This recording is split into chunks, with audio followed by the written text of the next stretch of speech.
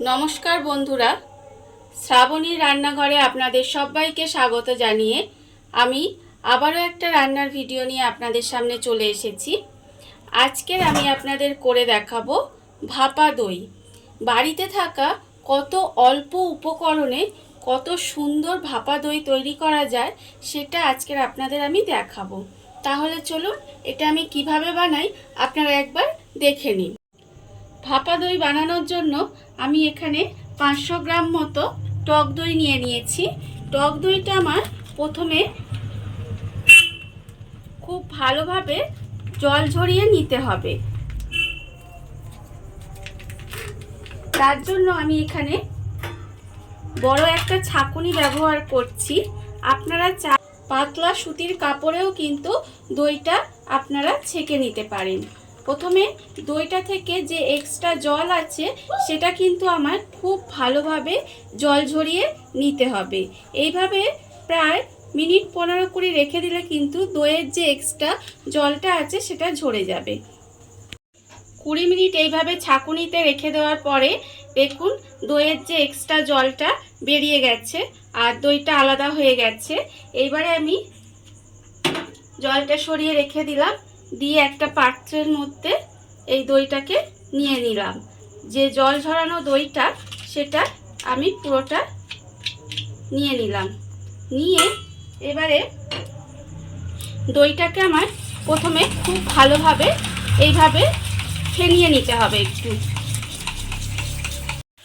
টক দইটা ভালোভাবে একটু ফেটিয়ে নিয়েছি। এবার আমি এর মধ্যে দিয়ে দেব গুঁড়ো দুধ। এখানে আমার প্রায় 200 গ্রামের মতো গুঁড়ো আমুল দুধ রেখে দিয়েছি, সেই দুধটা আমি এখানে দিয়ে দিলাম। দিয়ে এবারে এই দইয়ের সঙ্গে দুধটা খুব ভালোভাবে মিশিয়ে নিতে হবে। গুঁড়ো দুধটা দিয়ে খুব ভালোভাবে মিশিয়ে নিয়েছি। এইবারে আমি এর মধ্যে দিয়ে দেব চিনি গুঁড়ো। গুঁড়ো চিনি আমি এখানে রেখে দিয়েছি, সেই গুঁড়ো চিনিটা আমি এখানে প্রায় 3 চামচের মতো দিয়ে দিলাম। মিষ্টিটা আপনারা কতটা খাবেন সেটা বুঝে কিন্তু মিষ্টিটা দিতে হবে। আর আরেকটা কথা বলে দিই, আপনাদের কাছে যদি কনডেন্স মিল্ক থাকে তাহলে কিন্তু সেটা দিয়েও আপনারা এই দইটা করতে পারেন, খুব ভালো খেতে হবে। আর যদি কনডেন্স মিল্ক না থাকে তাহলে কিন্তু এইভাবে গুঁড়ো দুধ আর চিনির গুঁড়ো দিয়ে করলেও কিন্তু এই দইটা ভীষণ ভালো খেতে হয়। সমস্ত কিছু খুব ভালোভাবে কিন্তু মিশিয়ে নিতে হবে। মিশিয়ে নেওয়ার পরে এবারে আমি এর মধ্যে দিয়ে দেব এলাচ গুঁড়ো। এখানে আমার এলাচ গুঁড়ো আছে, আমি এখানে ছোট চামচের 1/2 চামচ মতো এলাচ গুঁড়ো এর মধ্যে দিয়ে দিলাম। দিয়ে আবারও কিন্তু এটা খুব ভালোভাবে একটু মিশিয়ে নিতে হবে। এলাচ গুঁড়োটা দিয়ে খুব ভালোভাবে মিশিয়ে নিয়েছি।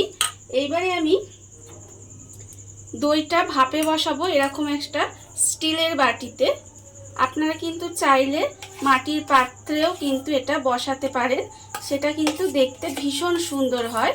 আমি এটা বাড়িতে স্টিলের বাটির মধ্যে বসাবো, সেই জন্য এখানে পুরোটা আমি এর মধ্যে খুব ভালোভাবে আগে ঢেলে দেব। দইয়ের মিশ্রণটা আমি একটা বাটির মধ্যে ঢেলে নিয়েছি। আর এবারে এটাকে কিন্তু একটু সমান করে নিতে হবে। ওপরটা সমান করে নিয়ে আমি একটু এইভাবে ঝাঁকিয়ে নেব যাতে কোনো বাবলস না থাকে। আর অন্যদিকে আমি গ্যাসটা অন করে নিয়েছি, অন করে একটা কড়া বসিয়ে দিয়েছি। এবার এর মধ্যে দিয়ে দেব অল্প সামান্য একটু জল। জলটা আমি এর মধ্যে দিয়ে দিলাম। এবারে জলটাকে আমি একটু ফুটতে দেব, আর ততক্ষণে আমি বাটিটার মুখটা প্যাকিং করে নেব। বাটির মুখটা এরকম একটা ফয়েল পেপার দিয়ে মুড়ে দেব। বাটির মুখটা আমি খুব ভালোভাবে সিল করে দিয়েছি, আর অন্যদিকে জলটাও ফুটে গেছে। এবারে এরকম একটা স্ট্যান্ড আমি দিয়ে দিলাম, দিয়ে বাটিটা এর মধ্যে বসিয়ে দেব। দিয়ে একটা কিছু ঢাকা দিয়ে 15 থেকে 20 মিনিট এইভাবে রেখে দিলেই কিন্তু আমার ভাপা দইটা তৈরি হয়ে যাবে। 20 মিনিট আমার হয়ে গেছে। এইবারে আমি এটাকে খুলে আপনাদের দেখাবো যে আমার দইটা জমানো হয়ে গেছে কিনা। তার জন্য আমি এটাকে পেপারটাকে আস্তে করে এইভাবে খুলে নিলাম। খুলে নিয়ে এবারে এরকম একটা কাঠির সাহায্যে এইভাবে দেখুন যদি লেগে না যায় তাহলে বুঝবেন দইটা ভাপা হয়ে গেছে। আমার কিন্তু কাঠিটা পরিষ্কারভাবে উঠেছে, তার মানে দইটা আমার ভাপা হয়ে গেছে। কাঠির সাহায্যে বা টুথপিকের সাহায্যে কিন্তু এটা দেখে নিলেই বোঝা যাবে। এবারে আমি গ্যাসটা অফ করে দেব। অফ করে দিয়ে ঠান্ডা করে এইভাবেও কিন্তু খাওয়া যায়।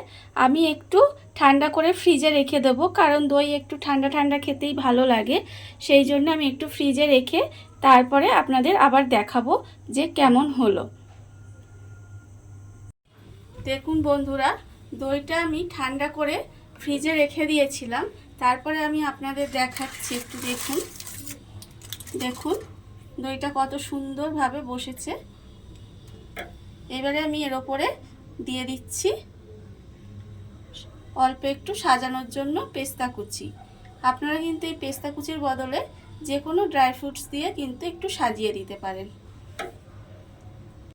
দেখুন বন্ধুরা, আপনারা দেখতেই পেলেন যে কনডেন্স মিল্ক ছাড়া বাড়িতে কত সুন্দর অল্প সময়ে বাড়িতে থাকা কয়েকটি উপকরণ দিয়েই কত সুন্দর একটা ভাপা দই তৈরি হয়ে গেছে। আর এই ভিডিওটা যদি আপনাদের ভালো লেগে থাকে তাহলে লাইক করবেন, কমেন্ট করবেন আর সাবস্ক্রাইব করবেন আমার চ্যানেলকে। আজ এই পর্যন্ত, নমস্কার।